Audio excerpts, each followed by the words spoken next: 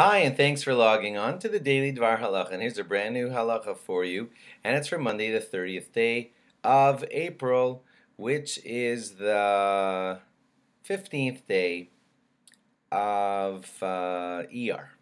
Okay, here we go.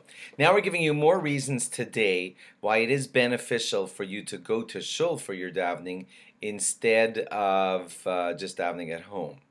One more thing that you get when you go to shul and you get a minyan with your davening is that now your Shema and Shmona Esrei will be of an elevated nature because they were said together with 10 men. Also, when you're davening with a minyan, it is considered more of an Eis Ratzon, a time of the accepting of our prayers, and that's how you want to pray, with your prayers being accepted, of course. And that's another great reason to daven with a minyan in a shul. Also, of course, when you're at shul with a minyan, you're going to get to answer all the amens of Kaddish and Baruch Hu and all those things, and they, of course, are things that merit you won't have if you're going to daven home alone. Kriyas Torah, you're not going to get to hear the Torah reading unless you're in shul, and that's another reason to daven with a minyan in a shul. And lastly, if you're going there, especially with your children, it helps you train your children to the idea of you just go to shul when you're davening. Even if the kid's not going with you, but he sees daddy going off to have to go to Marav, shul with a minyan.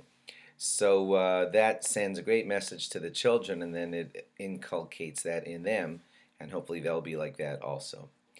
Now, minyan is not an option, by the way. It is an obligation to daven with a minyan whenever possible. So don't just think like, well, it's an option, and today I choose not to. That's not really how it works.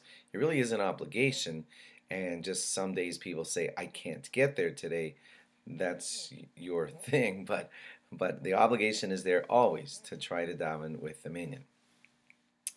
Next thing, some say that lechatchila, that means like in the first best option, it's best to start your Shemona Esrei at the same time that the Chazan does. That's the ultimate tefillah b'tzibur. The Chazan starts Shemona Esrei, and bam, I'm right there with him, starting at the same time.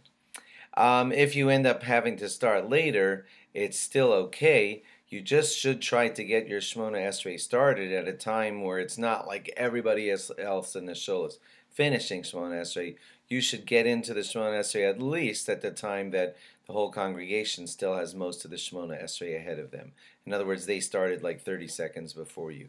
But if they're all, stepping away from their Shemona Esrei as you're just starting, then it's kind of weaker, your attachment to the tefillah with the congregation. And lastly, that thing that I had just told you about having the majority of the Shemona Esrei still ahead of the congregation, that was from Rav Belsky. That was his quote on how to best qualify that my Shemona Esrei was b'tzibur with the congregation. It's if you started at least while the majority of the Shemona Esrei was still ahead of most of the people there, and you just hooked on like 30 seconds late, 60 seconds late.